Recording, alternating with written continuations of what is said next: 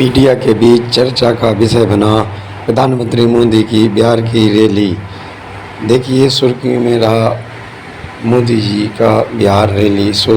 आखिर क्या वजह है सुर्खियों में इतना अच्छा रहा मोदी जी का बिहार रोड शो व रैली का प्रोग्राम। खाली थी, जुबानें खामोश थी और जोश वो तो जैसे रास्ता ही भटक गया था। हम बात कर रहे हैं प्रधानमंत्री मोदी की उस रैली की जिसकी तैयारी में पूरा सरकारी अमला झोंक दिया जाता है, लेकिन इस बार ये सब कुछ बेनतीजा निकला। प्रधानमंत्री मोदी की हालिया बिहार रैली में कुर्सियां खाली रह गई, जिसके बाद तो सोशल मीडिया पर खाली कुर्सियों का वीडियो भयंकर फजीहत के साथ वायरल हो गया।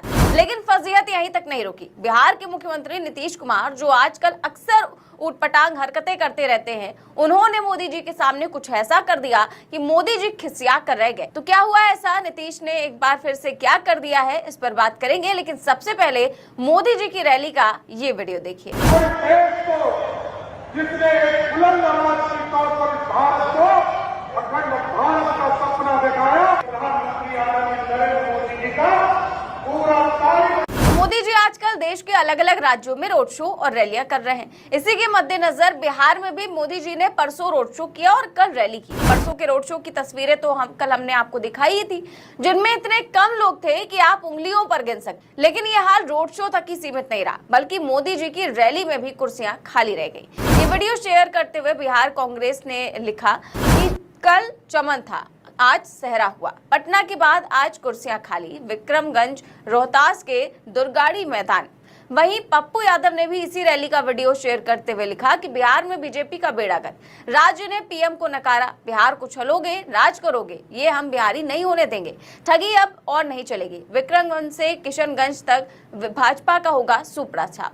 तो वहीं आरजेडी ने लिखा कि बिहार मोदी नीतीश को नकार चुका है। 20 वर्षों में इन्होंने बिहार को बेरोजगारी, गरीबी और पलायन का गढ़ बना दिया है।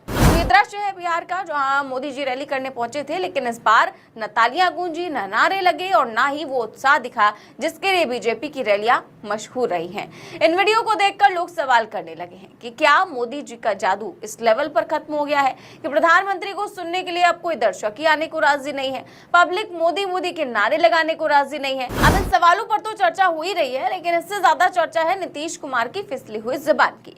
अब राजनीति में जुबान फिसलना कोई नई बात नहीं है, लेकिन जब ये पीएम मोदी को लेकर हो जाए तब बात कुछ और हो जाती है। कल बिहार की जिस रैली में पीछे की कुर्सियां खाली रह गई, उसी रैली में नीतीश कुमार और मोदी जी दोनों आए और उसके बाद नीतीश कुमार ने मोदी जी का स्वागत किया।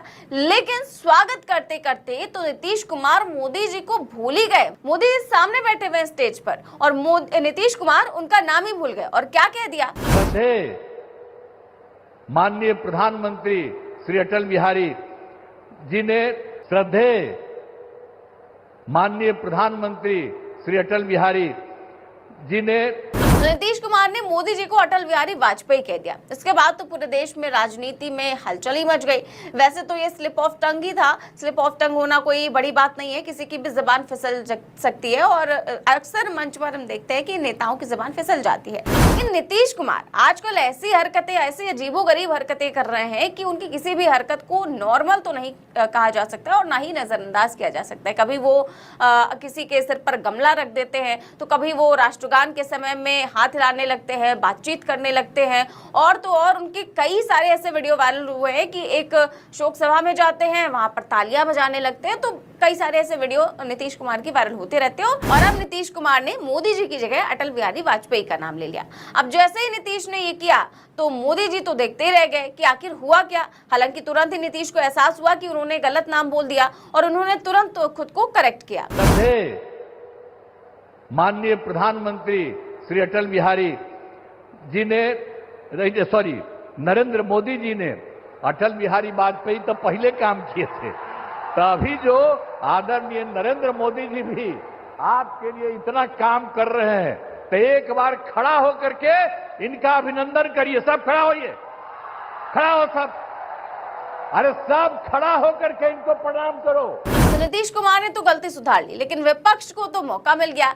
इस पर आरजेडी ने लिखा कि अस्वस्थ और अचेत मुख्यमंत्री, जिन्हें मंच पर बैठे प्रधानमंत्री तक का नाम नहीं याद रहा, वो पूरा बिहार कैसे चला सकते हैं। बिहार के लिए इससे बड़ा दुर्भाग्य और क्या होगा कि मुख्यमंत्री अचेत हैं और भूंजा गैंग बिहार को अपने इशारों पर नचा रहा है। यहाँ पर तंज कसते हुए आरजेडी की तरफ से लिखा गया है। वैसे कल मोदी जी जब बिहार पहुंचे तो वही बातें की जिसका अंदेशा पिछले कई दिनों से लगाया जा रहा था। उन्होंने ऑपरेशन सिंदूर के नाम पर खूब वोट बटोरने की कवायद की और कहा कि मैं जब पिछली बार बिहार आया था तो कहा था कि उन्हें मिट्टी में मिला दूंगा और मैं अपना वचन पूरा करके ही बिहार लौटा हूं।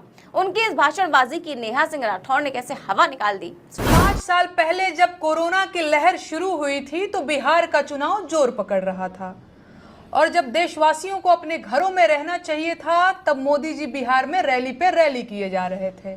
हजारों लोगों की भीड़, कोरोना वायरस और मोदी जी सभी एक साथ सक्रिय थे और उसके बाद मौत का जैसा तांडव हुआ था उसे लोग शायद ही कभी भूल पाएंगे।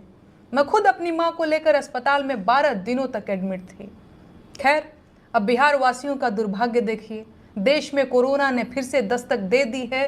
कोरोना के 1000 से ज्यादा सक्रिय मामले उजागर हो चुके हैं और कुछ मौतें भी हुई हैं और यही वो वक्त है जब देशवासियों को सबसे ज्यादा सतर्कता की जरूरत है। लेकिन बिहार का चुनाव फिर से जोर पकड़ चुका है और मोदी जी फिर से बिहार में रैली करना शुरू कर चुके हैं और अब वो